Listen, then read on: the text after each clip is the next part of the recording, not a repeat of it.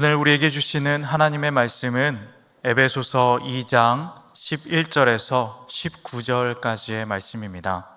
그러므로 생각하라. 너희는 그때에 육체로는 이방인이요 손으로 육체에 행한 할례를 받은 무리라 칭하는 자들로부터 할례를 받지 않은 무리라 칭함을 받는 자들이라.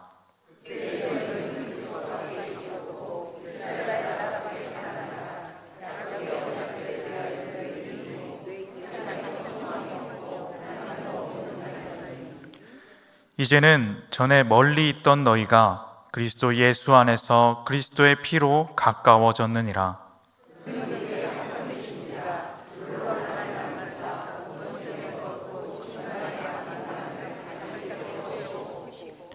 법조문으로 된 계명의 율법을 폐하셨으니 이는 이 둘로 자기 안에서 한 새 사람을 지어 화평하게 하시고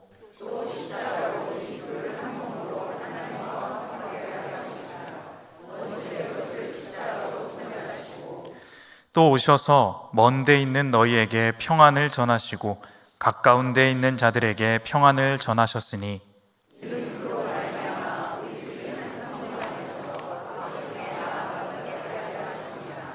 함께 읽겠습니다.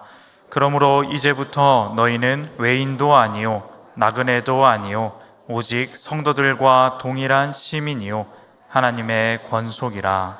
아멘.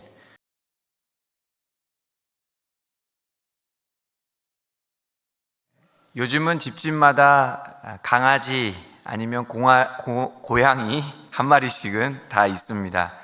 아마 예배 오시기 전에 반려동물 밥 챙겨주시고 오신 분들도 조금 계실 겁니다.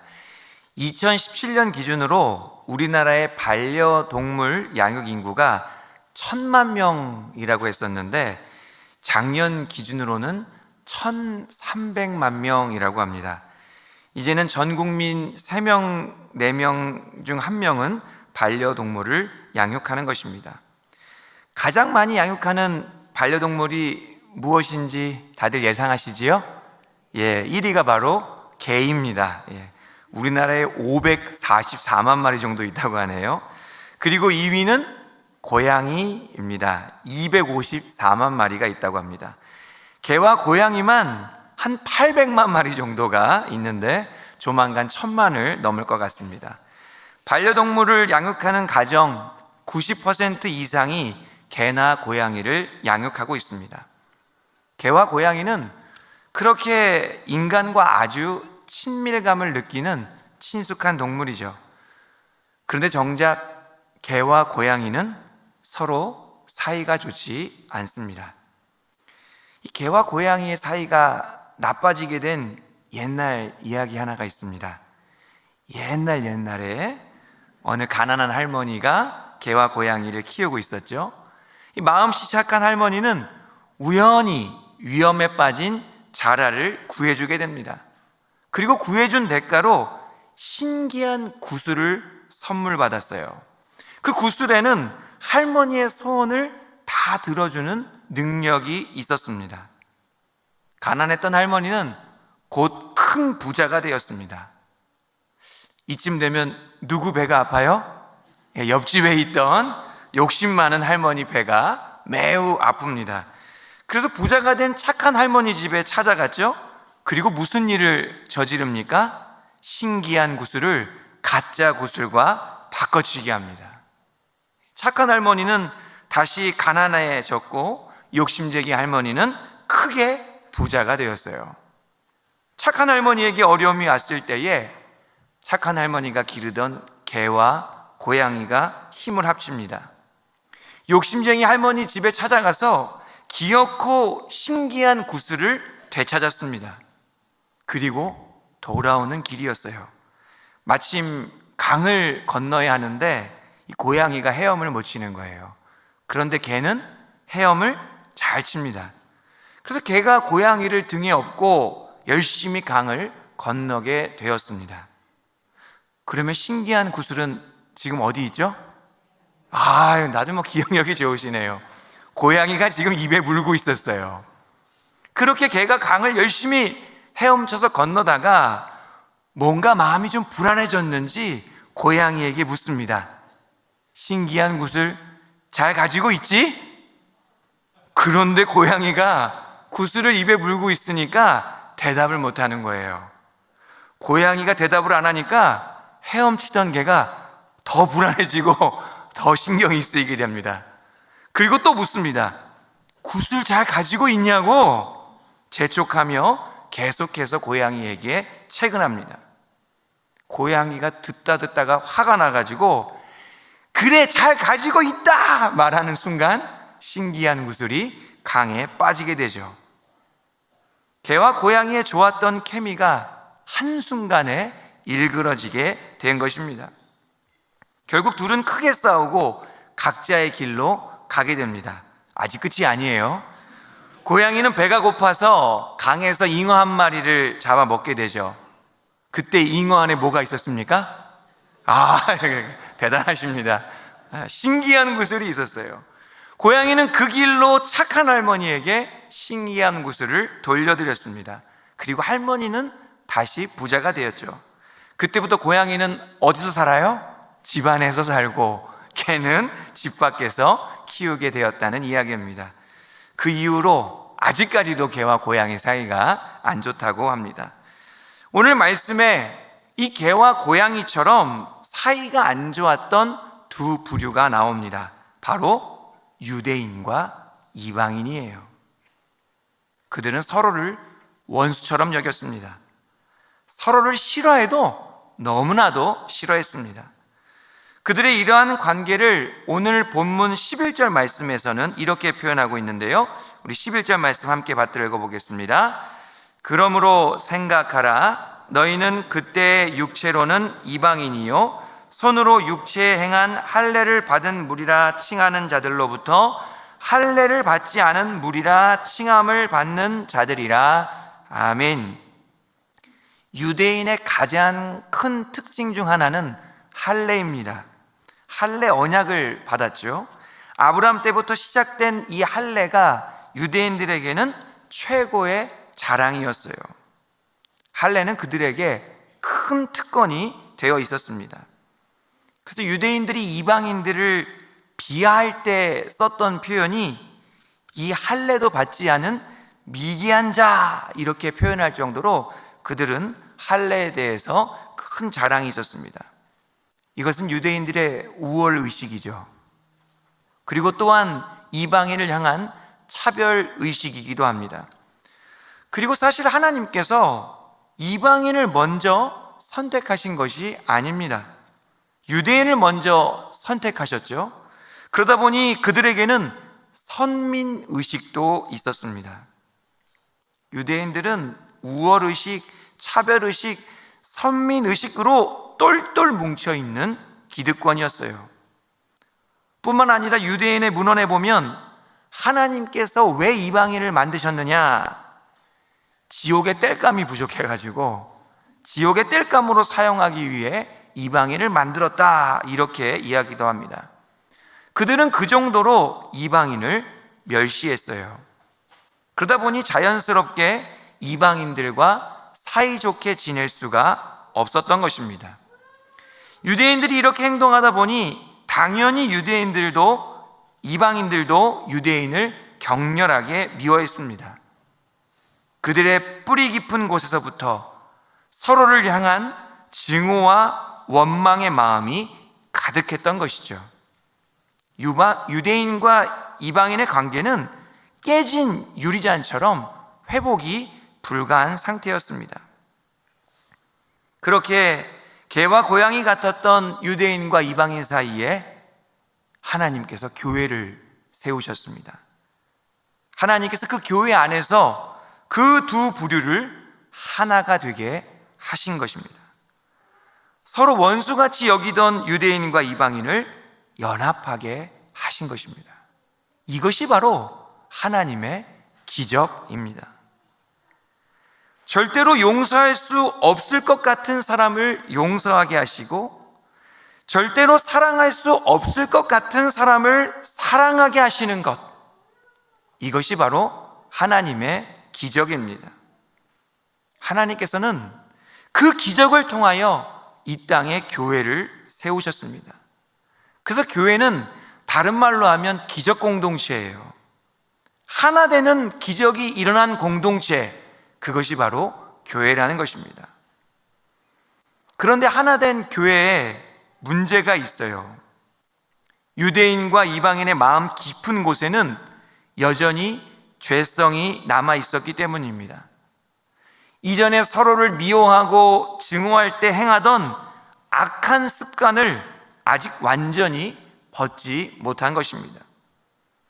그들은 하나의 교회를 이루었지만 여전히 불신과 반목의 가능성을 가지고 있었습니다. 바로 예루살렘 교회에서 그 가능성이 문제로 터진 사건이 있었습니다. 예루살렘 교회가 세워지고 사람들이 점점 더 많아졌어요. 교회 안에는 히브리파 과부들, 유대인계 과부들이 있었고요, 헬라파 과부들, 이방인계 과부들이 있었습니다. 근데 문제가 생긴 거예요.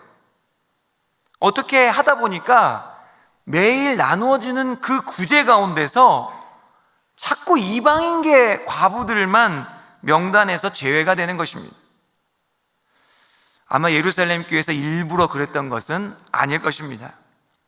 그렇지만 이방인교회 과부들 입장에서는 이 불공평한 것을 도저히 참고 견딜 수가 없었던 것입니다.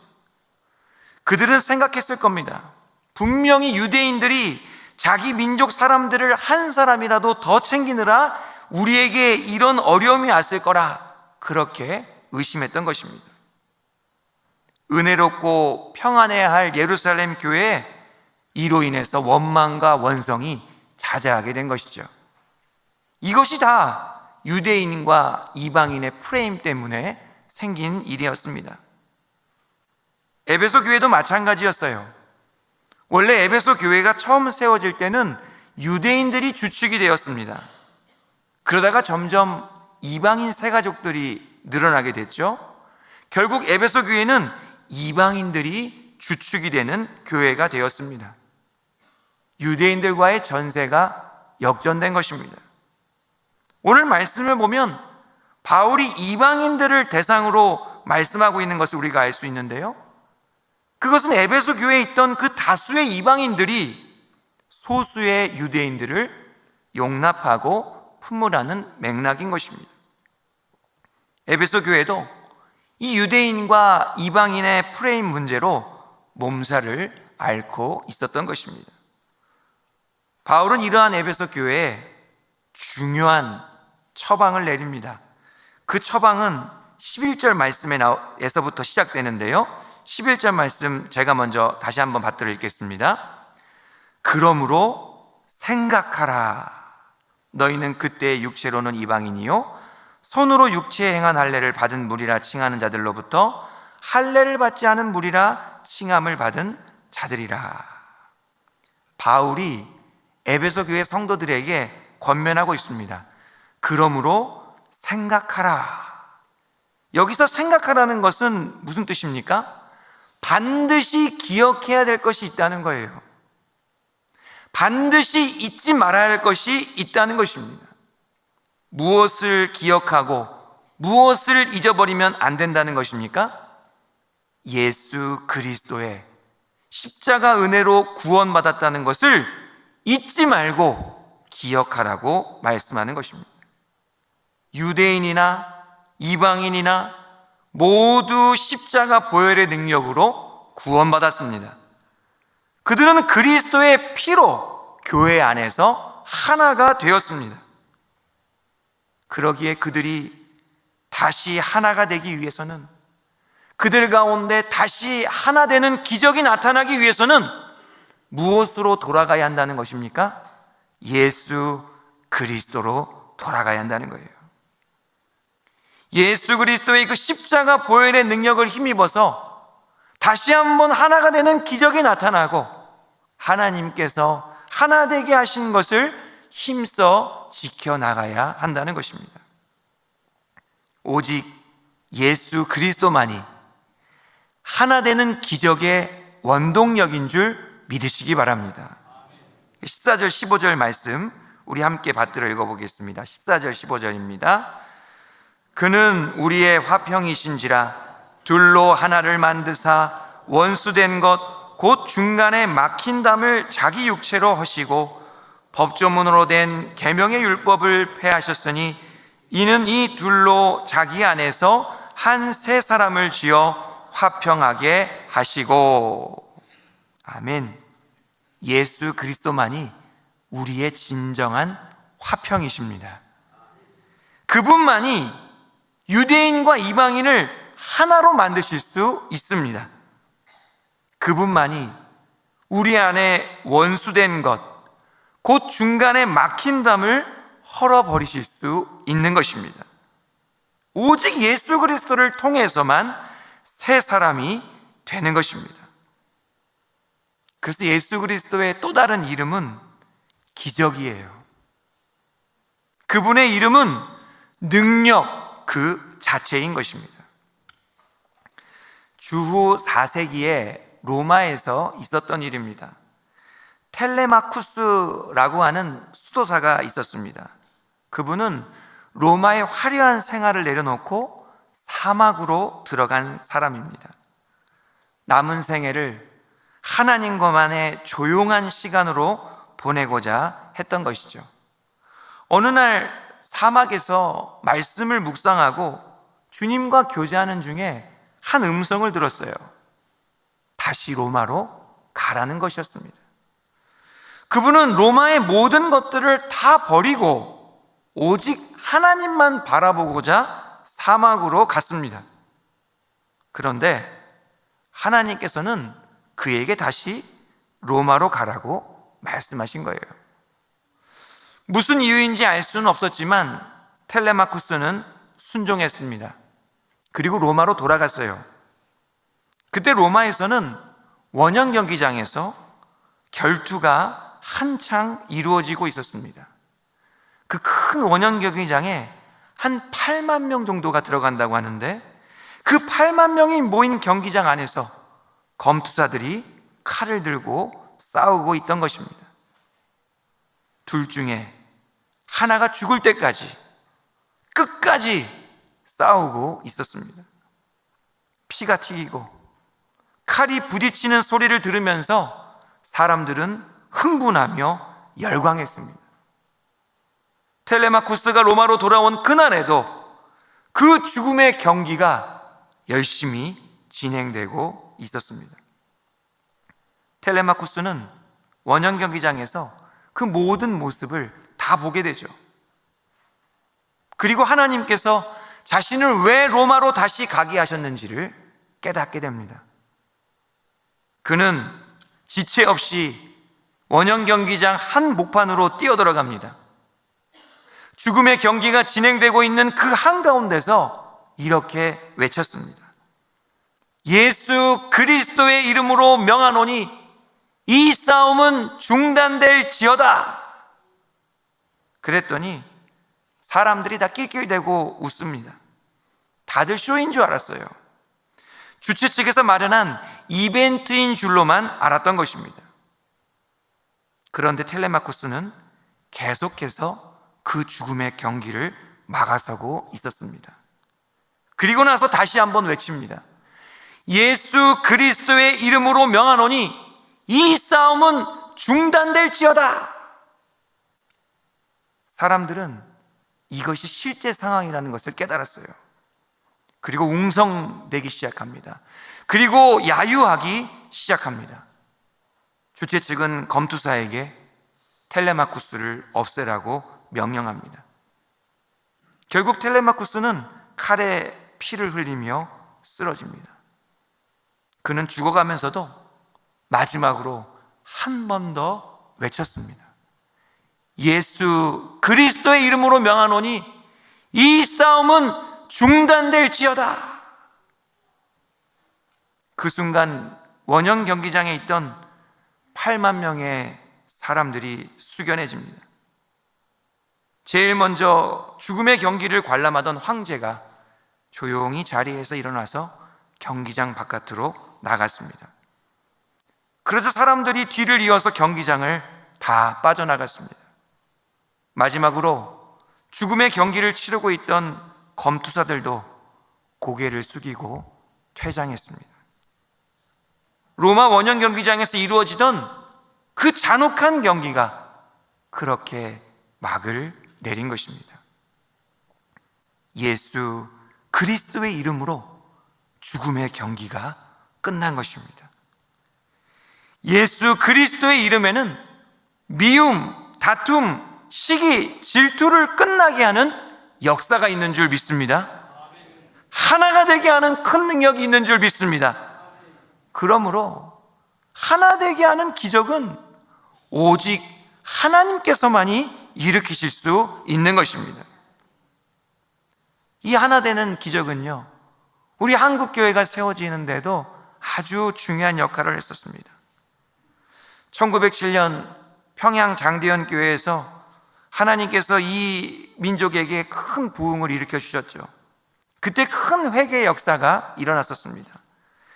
윌리엄 블레어, 한국 이름으로는 방일양 선교사님이라고 하는 분이 평양에 교회를 개척하셨습니다. 그분이 한국에서 개척할 때 가장 힘들었던 것이 무엇이었냐면 한국 교회 지도자들의 분열이 너무나도 심하다는 것이었어요. 리더들이 전혀 하나가 되지 않는다는 것이었습니다. 그래서 그 선교사님께서 장대현 교회 사경회 때 하나님께 이렇게 간절히 기도드렸다고 합니다. 하나님, 이 교회의 지도자들이 하나가 되는 역사를 주시옵소서. 그렇게 기도를 드렸는데 응답이 떨어진 거예요. 당시 그 자리에 있던 북평양교회 강유문 전도사님이 갑자기 일어나서 회중 앞에서 공개 자복을 했습니다. 자신이 장대현 교회 김 장로님을 미워하고 있었다고 용서를 구한 것이죠. 그랬더니 조금 있다가 장대현 교회 김 장로님이 고개를 숙인 채 강단 앞으로 나와 역시 자신의 죄를 자백했습니다. 이렇게 말했다고 합니다. 나는 하나님을 거슬러 싸운 죄인입니다. 교회 장로이면서 강유문 전도사님뿐만 아니라 방일양 목사님도 미워한 죄를 지었습니다. 두 사람은 두 팔을 벌려 끌어안고 얼마간 하염없이 울었습니다. 두 사람이 서로 회개하고 끌어안고 울고 있는 모습을 본 모든 교인들도 함께 대성통곡했습니다. 이 현장을 본 다른 선교사님이 이렇게 기록을 남겼습니다. 그리스도 안에 있는 형제를 미워하는 죄가 어떤 다른 죄보다 더 큰 고통을 가져다 주는 것을 알았다. 나는 교회에 유능한 두 지도자, 한 명의 장로와 전도사가 강단 앞에 나와 서로 부둥켜 안고 마치 자신들의 심장이 터지는 듯이 울부짖었던 모습을 결코 잊을 수 없다. 하나님께서 하나 되게 하신 줄 믿습니다. 하나님께서 미움, 다툼, 시기, 질투를 멈추게 하시고 놀라운 일을 행하셨던 것입니다. 우리 한국교회는 이러한 하나님의 하나 되게 하시는 기적 속에서 세워지고 부흥한 교회입니다. 그래서 한국교회는 이러한 기적이 계속 필요한 것입니다. 지금 혹시 죄와 사망의 경기를 끝내야 하는 상황에 놓여 있으십니까? 예수 그리스도 이름으로 선포하시기를 바랍니다. 예수 그리스도 이름으로 명하노니 이 싸움은 중단될지어다. 믿음으로 선포하실 때에 하나님의 하나 되게 하시는 기적이 나타나게 될 줄 믿습니다. 바울은 에베소 교회가 예수 그리스도의 이름으로 다시 하나 되길 소망했어요. 예수 그리스도의 이름 안에서 다시 하나가 되는 기적이 이루어지기를 바랐던 것입니다. 그러면서 그는 하나 되는 기적이 일어나야 하는 이유가 무엇인가, 그것에 대해서 분명하게 말씀합니다. 오늘 18절 말씀에 나오는데요, 우리 18절 말씀 함께 받들어 읽어보겠습니다. 이는 그로 말미암아 우리들이 한 성령 안에서 아버지께 나아감을 얻게 하려 하심이라. 아멘. 하나님께서 예수 그리스도를 통해 유대인과 이방인을 하나 되게 하신 목적이 무엇입니까? 아버지께 나아가게 하기 위해서였습니다. 하나 되어서 유대인과 이방인끼리 사이좋게 지내는 것이 최종 목적지가 아니라는 것입니다.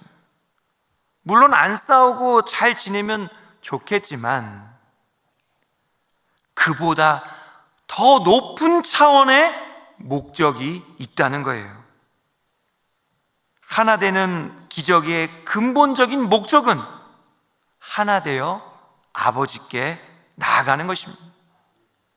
그래서 사이좋게 잘 지내는 것만으로는 부족합니다. 다른 사람과 트러블이 없는 것만으로는 만족할 수 없습니다.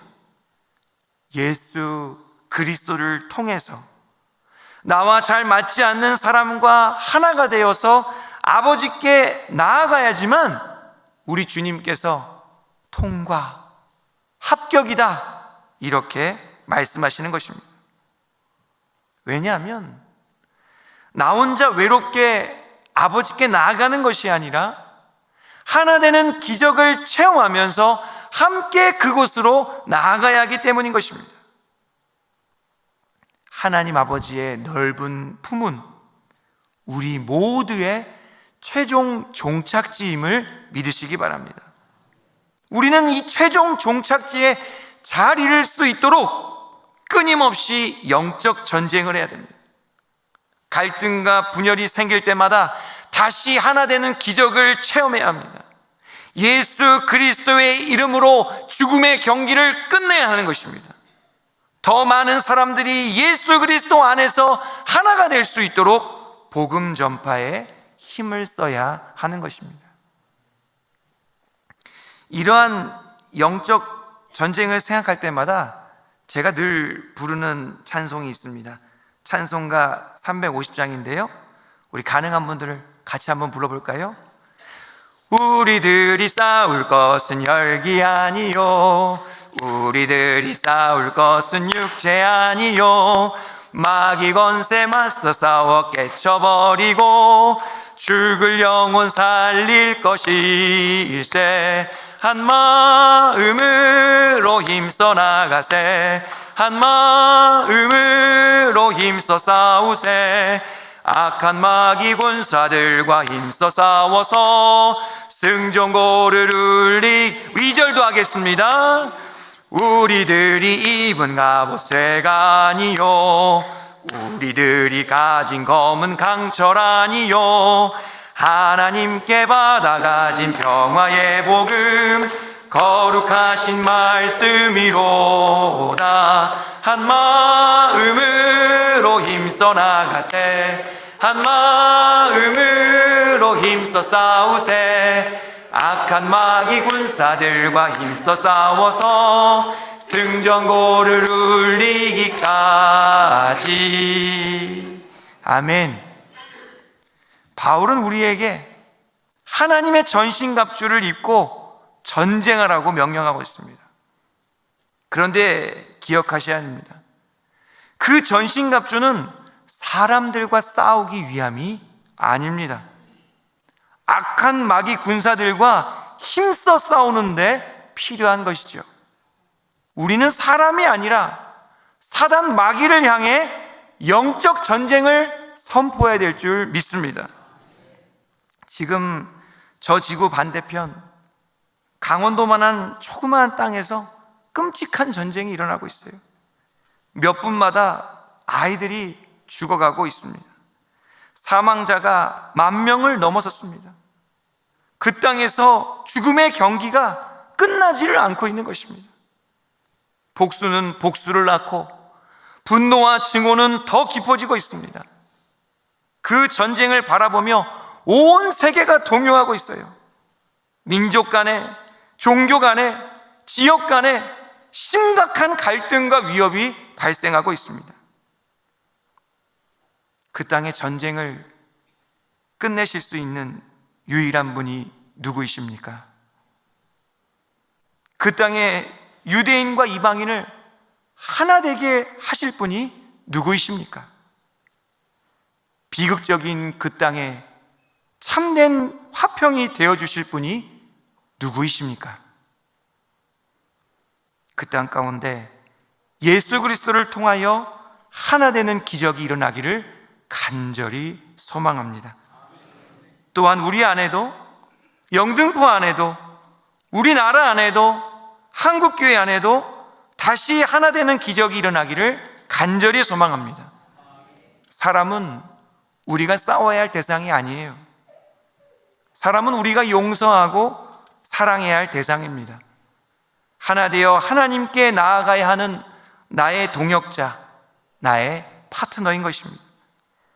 다시 한번 하나 되는 기적이 필요하다고 느껴질 때에 찬송가 350장을 힘차게 부르시기 바랍니다.